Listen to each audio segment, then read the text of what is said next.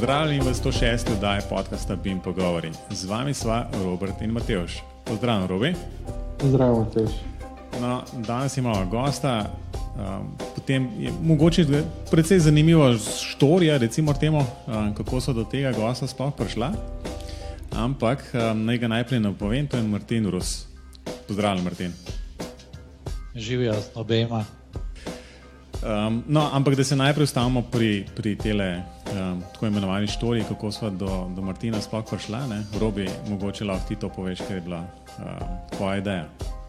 Ja, no, tako se zdaj zadnje čase veliko stvari zve, no. Jaz sem Martina, ne vem na kak način videl na LinkedInu, ker nismo bila povezana prej, nekdo je pač označil njegovo objavo oziroma jo je všeč, kakorkoli se temu na LinkedInu reče. In je bilo zelo zanimivo, ker je Martin pisal na LinkedInu nekaj o tem, da pripravlja neke parametrične knjižnice v Revitu, pa me je pač začelo zanimati, kaj to počne, ker običajno smo mi do vseh gostov tu poslušali, da take knjižnice pripravljajo te GDL objekte za Archicad, za Revit je pa tega precej manj. In se mi je zanimivo in potem sem rekel, če bi mi ga malo povprašali, kako to počne, no in evo, zdaj smo tule. No, ampak moram reči, da je bilo super z Martinom se to dogovoriti, ker je kar takoj rekel ja, tako da ni bilo treba posebej neke masaže, počasi ga prepričevati pa to, tako da je zelo pohvalen Martin.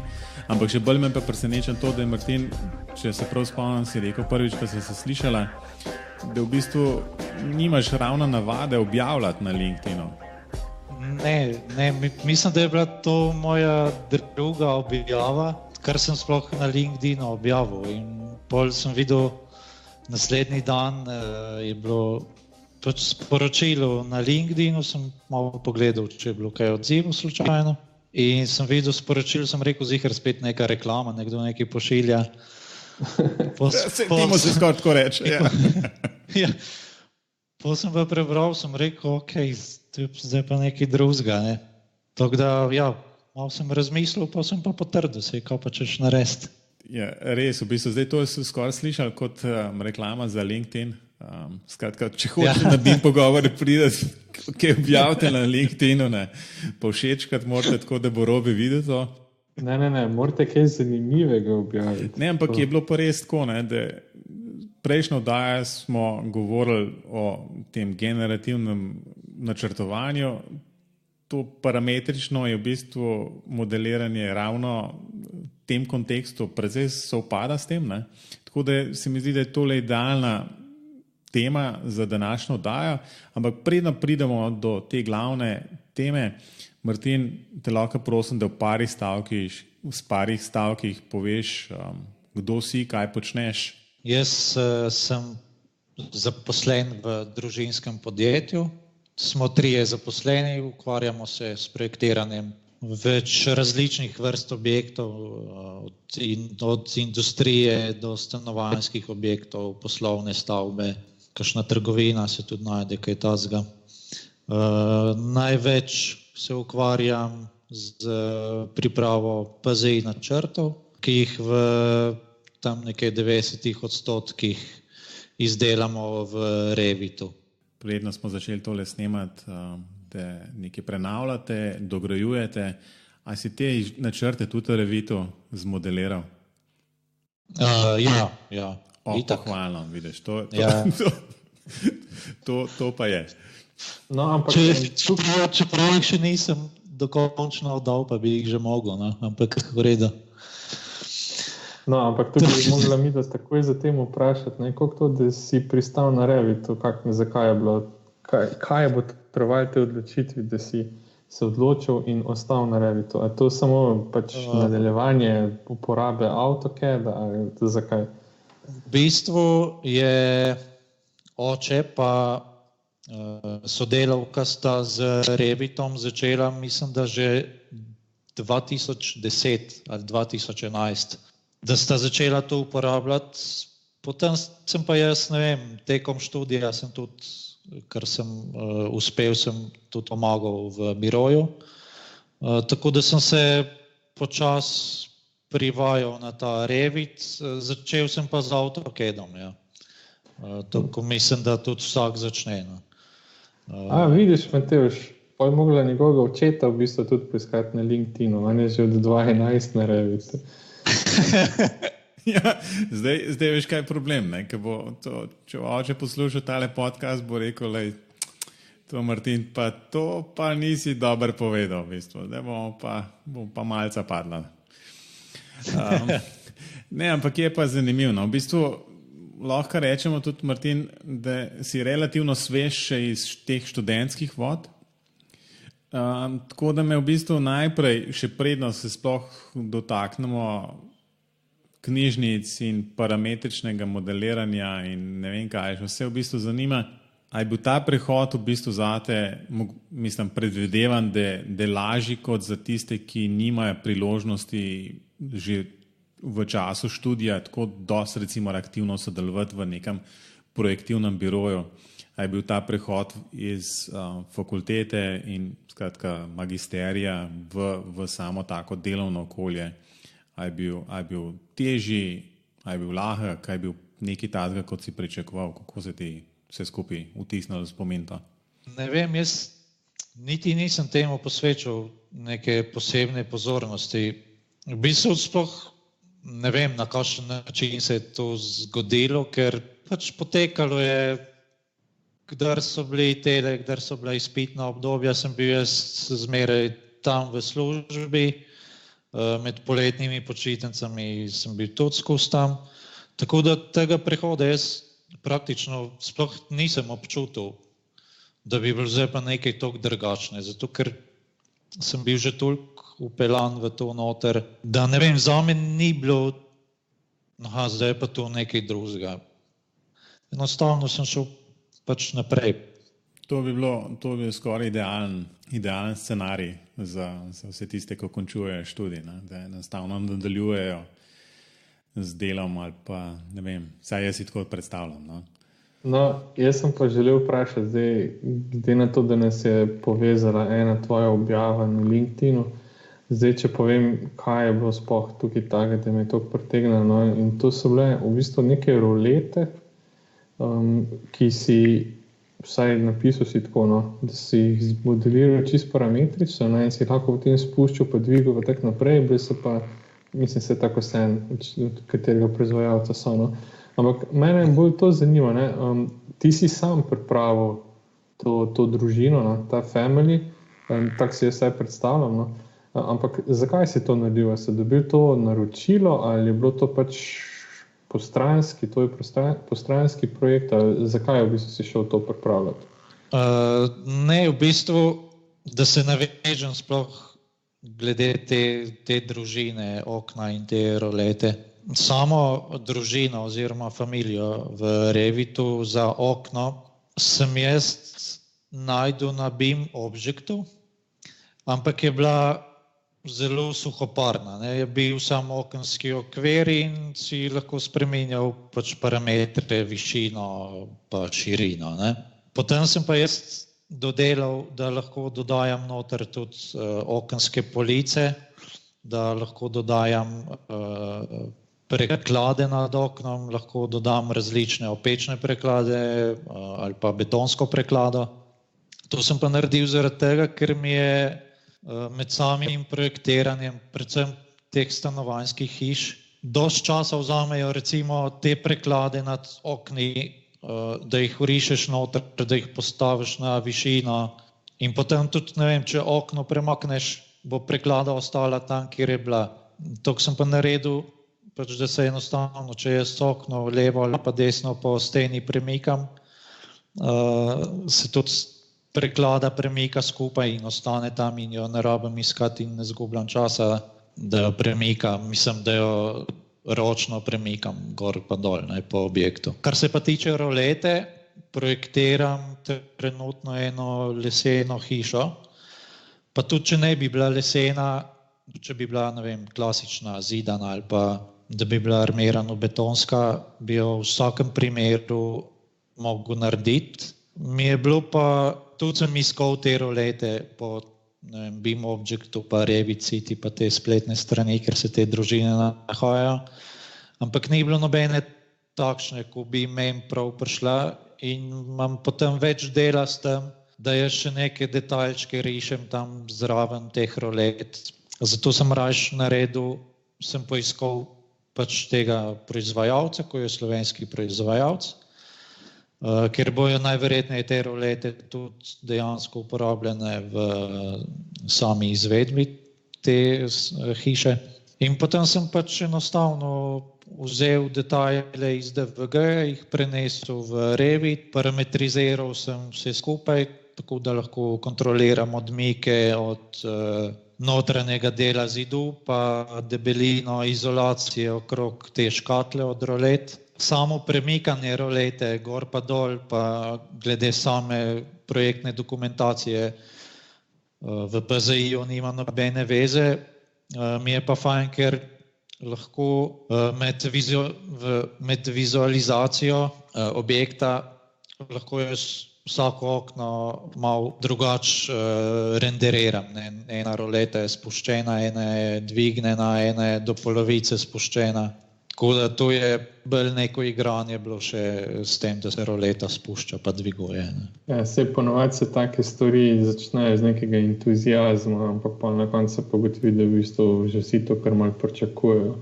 Zdaj, drugo vprašanje, ko sem ga smel, je to, zanimivo mi je, da si se sam tega lotil, jaz bi to bolj pričakoval, da bi se arhitekti tega lotili, ker za gradbenike običajno ni značilno, da se ukvarjajo z roletami, pa bolj prekladal bi rekel, ja, rolete pa ravno ne. Jaz v bistvu rešim kompletne PZI načrte. Se pravi, dobim projekt ali pa tudi že za gradbeno dovoljenje pripravljam, tudi risbe lahko.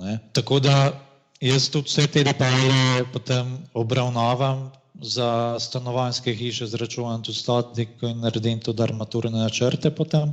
Tako da v bistvu, ker smo samo 3 zaposleni, enostavno moram narediti kompletno zadevo. Čisto razumljivo, ampak mogoče eno vprašanje, ki se tem poraja, je zdaj, si se sodeloval v bistvu s tem slovenskim proizvajalcem rolet, si jim to predstavil vsaj, ali pa v bistvu jih seznanil s tem, da zdaj to dejansko imajo, ali je v bistvu namen to kakorkoli objaviti oziroma jim dati, pa da se to objavi na Beam Objects ali kaj podobnega, ali je v bistvu trenutno še zmeraj nekje v fazi, da ti pač si tole sparametriziral, imaš, pa ni še nekih detajlov oziroma ni nekih načrtov konkretnih, kako s tem naprej. Ne, jaz jih nisem direktno kontaktiral, ampak oni imajo na spletni strani, imajo te detajle tudi v CAD formatu, tako da sem enostavno tam detajl vzel, sem ga prenesel not v Revit.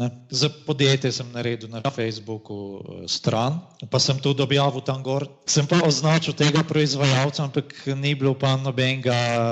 Ni bilo nobenega odziva, kaj? Nobenega odziva ni bilo, ja. Nisem pa še nič, da bi jaz probal stopiti tudi neposredno v kontakt z njimi, ker trenutno ne utegnem.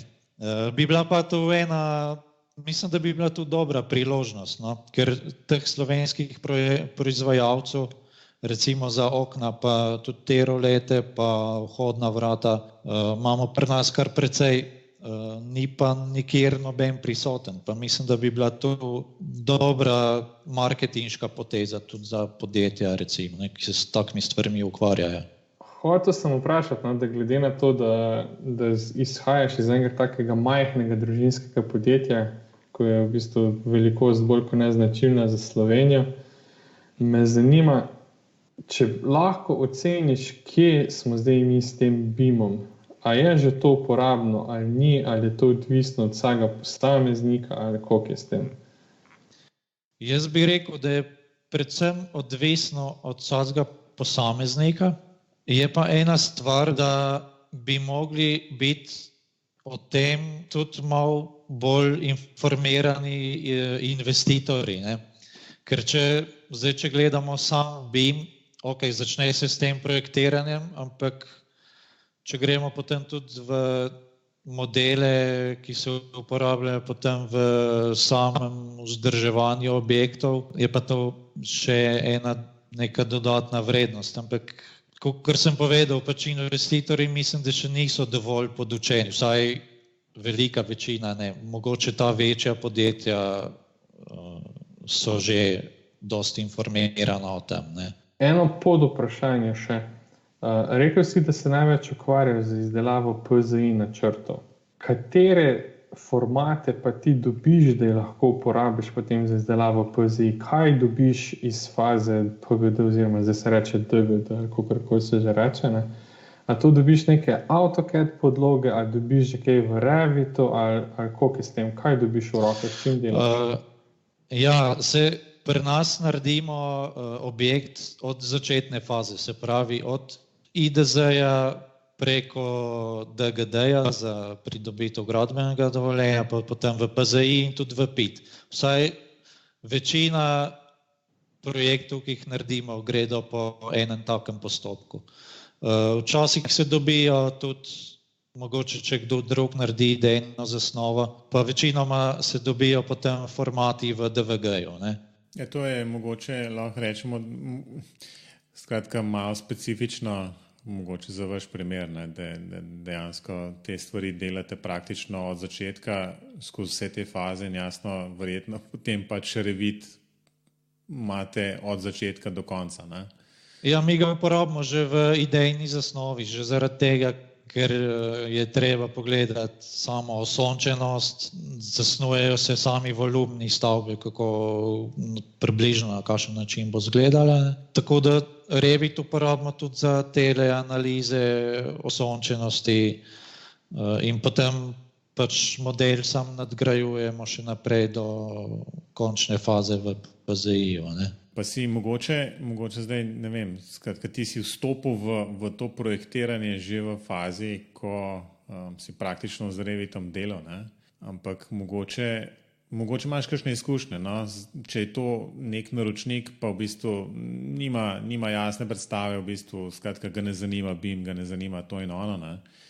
Ampak na koncev tudi idejne zasnove, vsi te modeli, ki jih naredite, v bistvu, a jih zanimajo neke vizualizacije, a jih zanimajo v bistvu te stvari potem, ko vidijo enkrat, da je to možno kaj takega dobiti, a so kaj bolj zainteresirane za to zgodbo v bistvu BIM-a in mogoče dobijo kakšno idejo, kaj bi s tem naknadno počeli lahko, ali je to v bistvu enostavno kot nek stranski produkt vsega tega, ki pač nima neke vrednosti saj za investitorja v neko prihodnost, ne? Ja, za investitorja mislim, da je to nek stranski produkt, čeprav kar se tiče teh, recimo, analize osončenja, večino ljudi zanima, sploh pri stanovanjskih stavbah jih zanima, kako bo to izgledalo, ali bo imel on sonce ob določenem času noter, ali ga ne bo imel, ali ne vem, ali bo polet prihajalo do pregrevanja zaradi tega, ker mu bo sonce sijalo direktno v okno.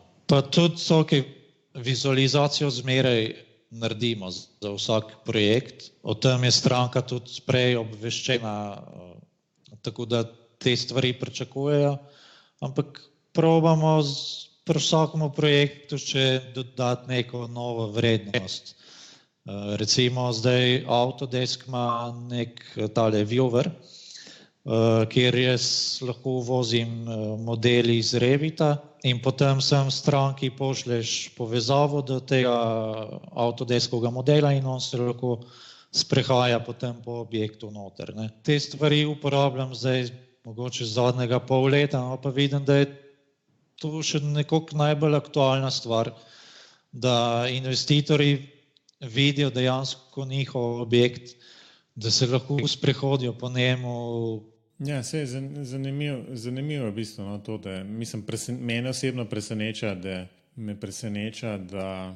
da investitorji ne vidijo, ali pa bodoči lastniki tega, če gre za kakšna enodružinska hiša, kaj podobnega, ne vidijo neke dodane vrednosti ali pa priložnosti za uporabe tega. Se mi zdi, da v mnogih drugih primerih, naprimer, kot zanimivost, ne, samo, ne vem, zadnji sem gledal en video, pa je en predstavljal neko barko in tisto, kar je mene presenetilo, je v bistvu, da je to, on je najbolj bil fasciniran na tem, ne, da ima vsako grejena element v to barko, pa da bodi si, da je to strojna inštalacija, elektroinštalacija ali ne vem, karkoli, ne, ima svojo serijsko številko in to serijsko številko imajo v tovarni in za vsak tak del skrbijo v bistvu, da bo servisiran na ta prav način, da bo se servisiran na ta pravem času, če gre karkoli narobe, v bistvu oni točno ve, kje serijska številka je.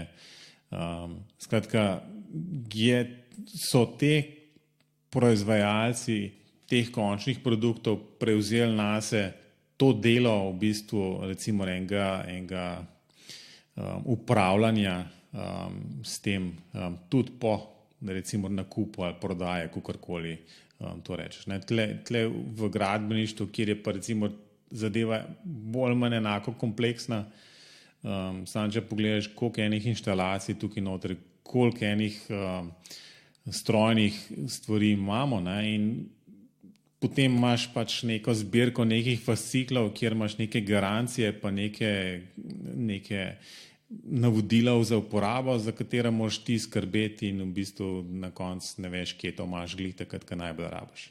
A je kakšna rešitev tukaj, no? Rešitev, ne vem, kakšna bi bila. Nekoliko bi mogli biti investitorji malo bolj informirani o tem, ne, kaj sploh ta BIM je. Mogoče tudi na strani projektantov, da bi jih malo več o tem podučili. To tudi namen leti, ne samo na druge. Ker se, če sem čisto iskren, ne potrudim dovolj, da bi jim razložil, kaj to sploh je. Ne? Ker večinoma, tudi če se lotiš razlagati, rečejo, ne vem, jaz tega ne razumem. Pa gre stvar naprej potem. Ne? Načeloma je vedno tako, da se novost upelje ali z ene strani ali z druge. Ne? Zdaj projektanti nimate časa, investitorjev ne zanima. Ne? Investitorji želijo imeti sam poziv, pa čim prej začeti graditi, pa bi po v bistvu prav prišel, pa že malo pozno. Ne? Nekaj druga sem se želel navezati, ko si prej omenil, da jih najbolj zanima to razne, ne vem, analize osvetljenosti, pa pregrevanja, pa tak naprej. In se mi zdi, da bi se tukaj lahko lepo navezal na tvojo magistrsko nalogo, ker si nekaj takega podobnega delu tudi v okviru te naloge. Ne? Pa me zanima, kaj si takrat ugotovil. A je Revit primerno orodje za početi kaj takega, ali misliš, da bi bilo boljše kaj drugo uporabiti? Ker kakor sem jaz malo tvojo nalogo prelistal pa prebral, se mi zdi, da si od začetka do konca uporabljal Revit. Jaz ukvarjal sem se z enim manjšim trgovskim objektom, ki je tudi dejansko izveden. Takrat, ko sem jaz delal to magistrsko nalogo, smo tudi pripravljali, isti čas so se pripravljali tudi načrti za ta trgovski objekt, čeprav teh mojih raziskav oziroma kar sem jaz dognal s to magistrsko nalogo, teh stvari nismo upoštevali noter, ker je bilo pač prepozno za karkoli tazga, pa tudi mogoče malo nerealno. No? Ampak, kar se tiče samega Revita, je še precej podhranjen, da bi dejansko nekaj oprijemljivega lahko dobili iz tega ven. Tudi zaradi tega, ker recimo za svoje izračune, za energetske analize, uporablja ameriške standarde, vsaj kolikor sem se jaz takrat pozanimal, ni možno, da bi te izračune prilagodili našim standardom. Ne. Tako da sem to nalogo naredil nek začetni model in glede na ta začetni model sem potem delal primerjave s samo porabo energije in z osvetljenostjo, z dnevno svetlobo. Tako da smo sam procentualno primerjali, ne vem, če smo povečali zasteklitev, kaj se zgodi glede na tisti začetni model, pa če smo zasteklitev zmanjšali, kakšen vpliv ima na tisti začetni model. Za neke take preliminarne študije, mislim, da je stvar uporabna. No, zakaj več? Recimo za izdelavo, za kakšne energetske izkaznice ali pa za to uporabo energije v stavbah, ki jo moramo dodati projektni dokumentaciji za te stvari. To enostavno ni uporabno, ker nimamo kaj izvoziti tudi ven iz tega in glede tega bi bilo treba še konkretno nekaj narediti, ampak verjetno se s tem ne bo noben ukvarjal, vsaj še nekaj časa ne. No, meni se zdi to zelo odkrit odgovor, lahko bi ti zdaj rekel, to je super, pa tako naprej, pa ti Mido niti ne bi nič rekla, ker če se s tem ukvarjaš, bolj veš od naju, ne. Ampak se strinjam, večinoma je to uporabno v tistih prvih fazah, ampak mogoče zdaj še eno pod vprašanje, glede na to, da se vi s tem ukvarjate v firmi, ne, tudi z začetnimi fazami projekta, koliko takih analiz se pa naredi, koliko imate časa, da takih analiz naredite? Časa nimamo, ne vem koliko, da bi se s tem res ogromno ukvarjali.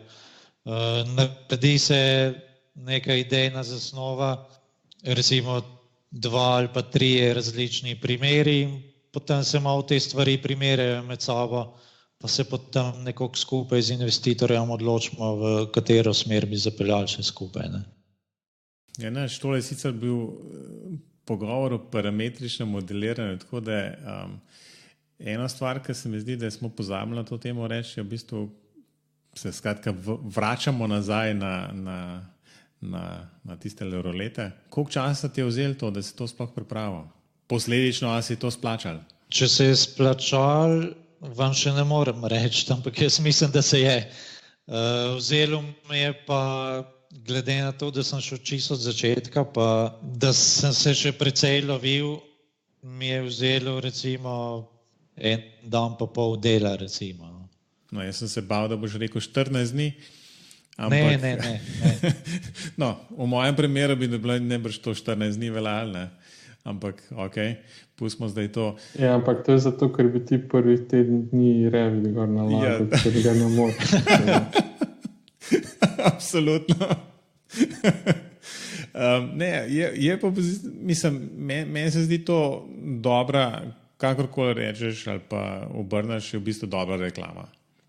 V smislu in stališča tega, da v bistvu odločitve prvič, da se takšne, najbrž, bom tako rekel, najbrž ta družina ni recimo popolna ta trenutek, dal bi se najbrž kaj izboljšati, ampak trenutno najbrž je dovolj kvalitetno narejena, da tebi osebno ustreza.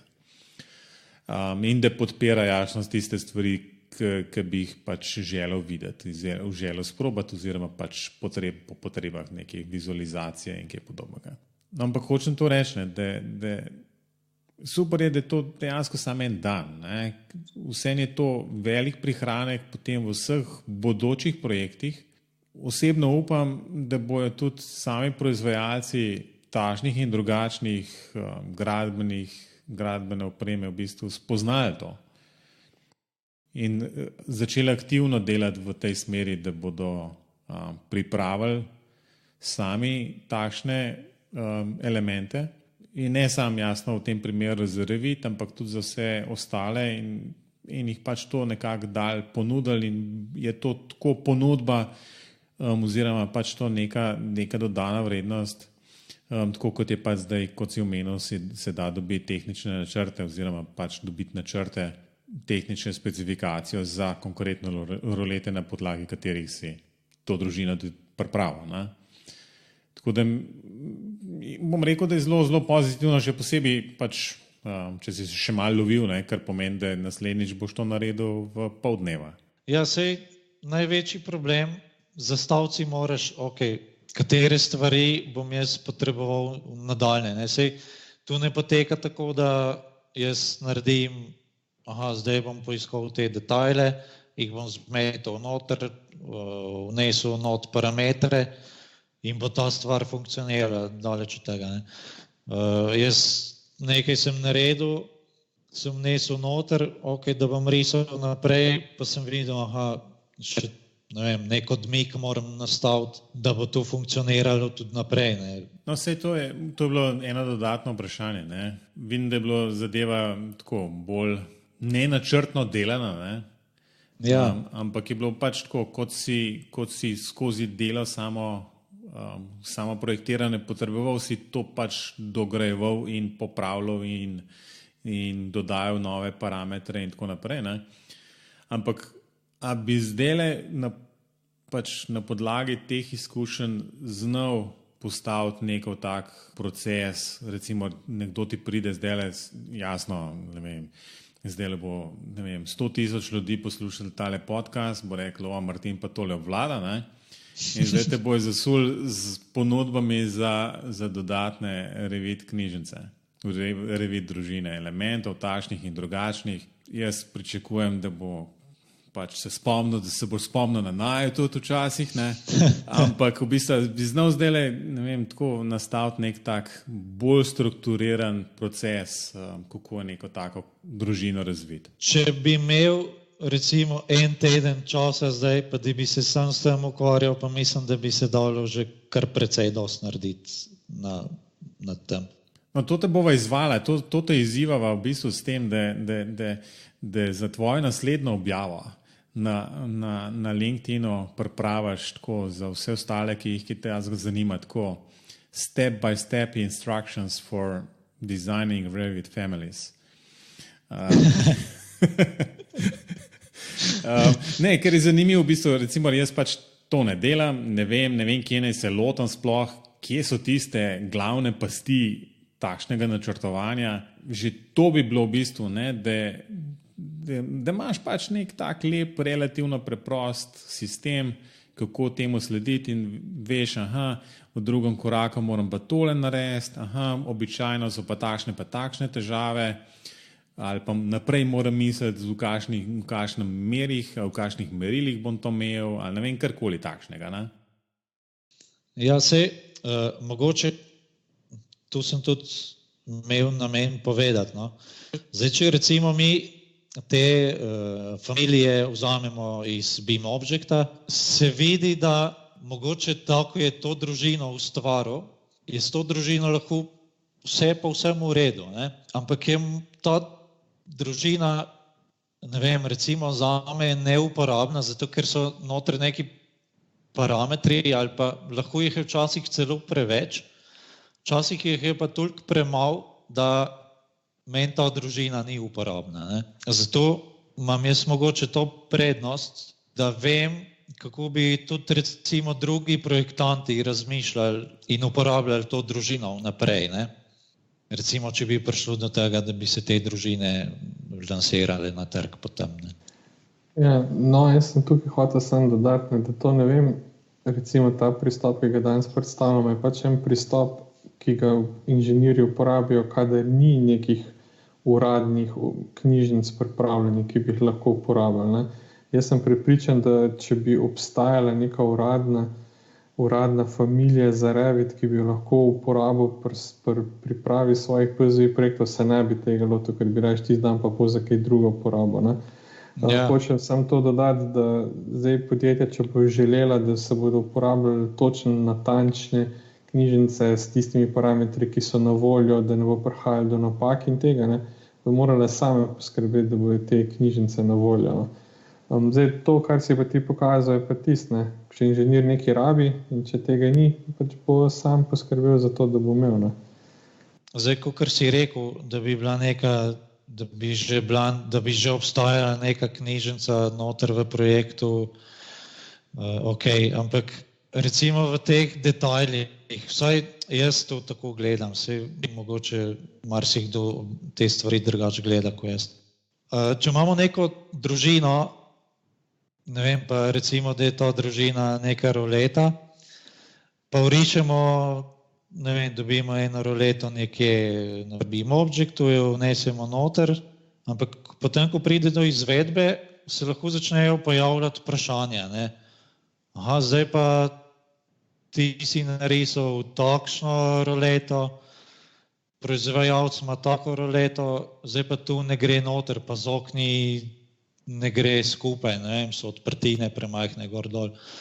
Zaradi tega jaz tudi mogoče težim k temu, da vsaj poskušam narediti čim bolj natančno družino, ki bo potem tudi dejansko uporabljena v sami izvedbi objekta. Ne? Ja, se je popolnoma razumljivo. Ne? Oziroma pač, če nekaj generičnega uporabiš, to načeloma ali moraš vedeti, da je to nekaj generičnega in v bistvu ne računati na to, da se lahko potem držiš nekih res natančnih stvari, ampak moraš potem konec koncev spet gledati v tehnično specifikacijo tistega konkretnega izdelka, ki ga boš na koncu vgrajeval. Tako da, če imaš pa te stvari jasno že v samem modelu urejene in pravilne, potem je pač najbrž vsaj za izvedbo precej lažje oziroma ne bi bilo manj napak posledično. Ne? Ja, nič, v bistvu, da namo predolgi. Robi, imaš še kakšno tako skrivno vprašanje okoli parametričnega modeliranja? V bistvu nimam. Že danes mi je odgovoril na vse, kar sem želel vprašati. Jaz bi se še enkrat poudaril, da se mi zdi tale današnji pogovor neprecenljiv tudi stališča enega takega upogleda v to, kaj se v praksi dogaja. In v bistvu sem zelo vesel, da obstajajo tudi taka manjša podjetja, ki so dejansko že čisto prešla na en tak delotok, ki vključuje bolj kot ne sam BIM orodja. In jaz upam, da bo tega čedalje več. No, in še bolj pa upam to, da bo čedalje več kvalitetnih projektov narejenih zaradi uporabe takih orodij. Ja, skratka, jaz pa upam, da bo Martin napisal objavo na LinkedInu. Kako se tega lotati. No, ampak dosti heca. Martin, kje te lahko poslušalci najdejo, da te vprašajo, kje končno lahko dobijo tole Revit družino? Ta družina se trenutno nahaja na mojem računalniku. No, ampak lahko ti pa kakšen mail pošlje ali kaj podobnega, ne? Ali pa te po LinkedInu v bistvu kontaktirajo. Ne? Lahko, ampak prej jo ne bom dal ven, dokler ne bom jaz zadovoljen z njo. Pa smo tam, ki gradbeniki nočejo deliti informacij z drugimi. Ne da nočemo. Provociram, sorry. Nočem deliti neke na pol narejene stvari. Ne? Ja, lej. Jaz vidim, da bi mogel to stvar še malo dodelati, da bom jaz zadovoljen in potem, ko bom jaz s tem zadovoljen, potem pa lahko tudi delim to s kom, tu pa ni noben problem. Ne? Bom tako rekel, ne.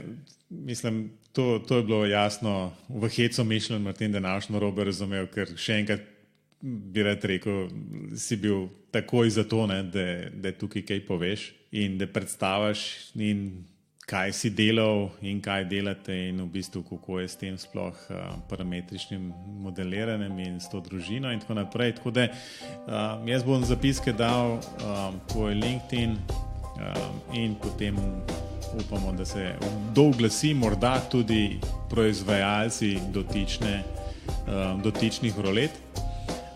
Z velikim čekom oziroma tim bo sam razporočal, pa bo vse urejeno. Robi, kam pa lahko te pišejo poslušalci? Najbolj zapišejo kar na BIM pogovore, da ne bom jaz čist imel zabasenega mailboxa. Da to tudi jaz dobim. Tako. Ja, absolutno pozdravljam vsakršen komentar, morda tudi, če poslušalci lahko delijo kakšne izkušnje, kako oni vidijo to povezavo Revit in razne analize osončanja in podobnih zgodb. Tako da morda spoznamo, da so ta orodja napredovala, lahko vidimo, ali pa mogoče spoznamo, da je še veliko dela potrebnega, da se jih pripelje do ene stopnje, ki bi bila res uporabna tudi za takšne hitre ocene in tako naprej. Tako da to lahko jasno naredite ali na Facebooku, ali pošljete e-mail. Vsakršne komunikacije sva z Robijem zmeraj zelo vesela. Absolutno se pa ne pozabiti prijaviti na BIM pogovore in pa jasno to BIM pogovori se tudi na YouTubeu, tako da tam prosim subscribe in tako naprej. Zdaj za konec bi sam še enkrat zahvalil Martinu za ta pogovor. Ja, hvala tudi vam dvema. Ne? Hvala, da si vzel čas, tako da danes to snemamo res sred noči, tako da smo si zaslužili. Nič hudega, to ni nobena težava bila še nikoli. Ja, pa veliko uspeha, pa da bo čim prej končana tvoje prenove oziroma dograditve. Ja, hvala. Upam, da bo naslednji mesec. No. Vsaj zaenkrat tako kaže, da bo šlo. Ja, no, super. Tako da to je vse za tole 106. oddajo. Slišimo se spet čez 14 dni. Do takrat pa vsem lep pozdrav, Robi in Martin. Adijo. Ja. Adijo.